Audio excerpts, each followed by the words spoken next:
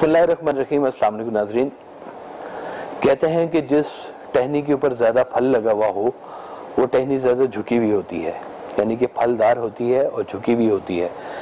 ये झुकना जो है ये हमेशा एक इज्जो इनकसारी की एक हालत को कहते हैं कि जो ज़्यादा कहते हैं कि जिसके पास ज़्यादा हो और वो झुका हुआ भी हो तो वो कहते हैं कि ये इज्जो इनकसारी का मंबा है। ये इज्जो इनकसारी जिसको आम अल्फाज में कहते हैं कि हम्बलनेस, कि इंसान हम्बल कब होता है। क्योंकि एक ही चीज़ होती है जिसके दो पहलू निकलते हैं कि अगर अल्लाह ताला ने आपको कोई इस्तिताअत दी है, अल्लाह ताला ने आपको इल्म दिया है या जहन दिया है या खूबसूरत चेहरा दिया है या अल्लाह ताला ने आपको दौलत से नवाजा है, शोहरत से नवाजा है। अब ये जो फैक्टर्स हैं, इन फैक्टर्स की आगे जो इम्प्लीमेंटेशन है वो होगी कि या तो ये चीज़ें जो हैं आपकी ज़िंदगी में गुरूर पैदा कर रही हैं, आपकी ज़िंदगी में नफ़रतें पैदा कर रही हैं, या दूसरी सूरत ये होगी कि वो आपको मज़ीद आजिज़ करती जा रही हैं, मज़ीद आपके अंदर हम्बलनेस पैदा करती जा रही है। बड़े कीमती लोग होते हैं कि जिनके पास अल्लाह ताला सलाहियतें दे, अल्लाह ताला उनको किसी अपनी नेमत से नवाजे और वो उतना ही उसके सजदा रेज होना शुरू हो जाएं, अपने अल्लाह के हवाले से वो सजदा करें, झुकें, शुक्र अदा करें इस चीज़ का। बात यह है कि हम लोग ये नहीं देखते हैं कि हमारे अंदर ऐसी क्या बात थी कि हमने अल्लाह ताला ने हमें ये दी। सब इंसान हैं, सबके एक जैसे चेहरे हैं, सबकी एक जैसी आवाज़ है, एक जैसा अंदाज है, कह लें मिलता जुलता ही है, लेकिन कुछ लोग ऐसे स्पेशल से हो जाते हैं दरमियान में, कुछ अल्लाह ताला उनको स्पेशल कर देता है। ये कोई ऐसी चीज़ नहीं है कि ये आपने को लिखवा के लाए हुए थे, ये तो उसकी मेहरबानी की बात है। जब वो मेहरबानी करता है तो आप उसकी पहचान के हवाले से करें।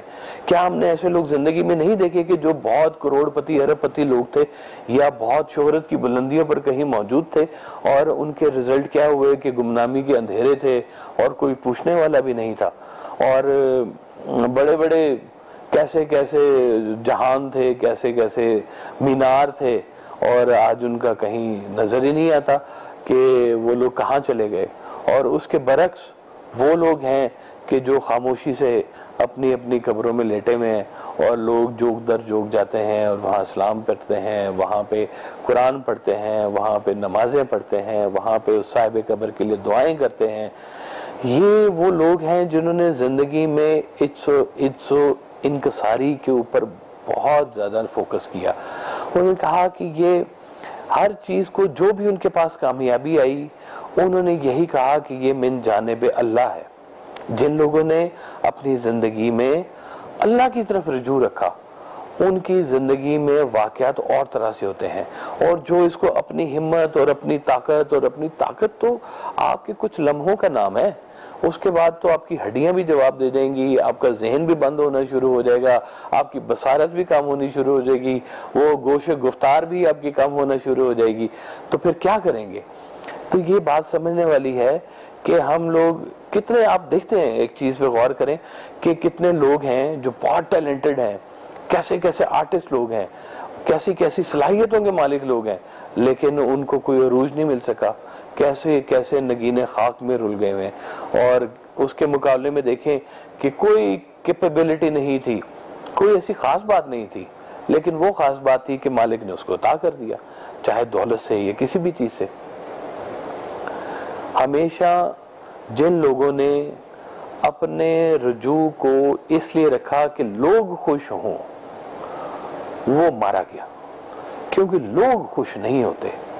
लोग कभी भी सारे एक से खुश हो ही नहीं सकते, और अगर आपकी मंशा उस रज़ाए हक की तरफ है, अपने मालिक को खुश करने की तरफ है, तो फिर आप समझ लें कि आप के साथ नूर है, और वो नूर कभी आपको गुमराह नहीं होने देगा। वो कभी आपके अंदर किसी ऐसी हिस्स को नहीं पैदा करेगा कि जिससे आपके अंदर कहीं पे गुरूर पैदा हो, कहीं पे आप अपने आप को बहुत बड़ा समझना शुरू कर दें। सरकार रहमतुल्लाह अलैह फरमाया करते थे कि देखो वलीउल्लाह भी जो होते हैं ये भी सीखते हैं और जिंदगी के आखिरी सांस तक सीखना बंद नहीं करते। उन्होंने हमेशा कहा कि ऐन अबूर जरूर सानू पर समंदर डूंगे, कि समंदर फिर भी गहरे हैं, बहुत पता है लेकिन अभी बहुत कुछ है जानने वाला। उन्होंने हमेशा जो कुछ मिला उसको यही कहा कि या अल्लाह ये तेरी मेहरबानी की वजह से मिला है और तू ही इस हाल में हमें लेके आए और हम तेरी इस हाल पे राजी हैं। अपने हाल पे राजी रहने वाले इज्जो इंकसारी के साथ रहते हैं, चाहे अमीरी हो चाहे गरीबी हो, वो हर हाल में अल्लाह का शुक्र अदा करते हैं। और आप भी दुआ करें कि अल्लाह हमें ऐसे लोगों में शामिल रखे कि जो अपनी ज़िंदगी में अपने मालिक का शुक्र अदा करते रहते हैं, अपनी ज़िंदगी में उसकी तरफ रुजू रखते हैं, अपनी चीज़ों को ये समझते हैं कि ये उस मालिक की मेहरबानी, उस मालिक की अता की वजह से मिल रहा है। तो फिर समझें कि वो लोग कामयाब हैं, क्योंकि ये ज़िंदगी का सफ़र है और इस सफ़र के बाद हमारा एक और सफ़र है जहां हमने जाना है।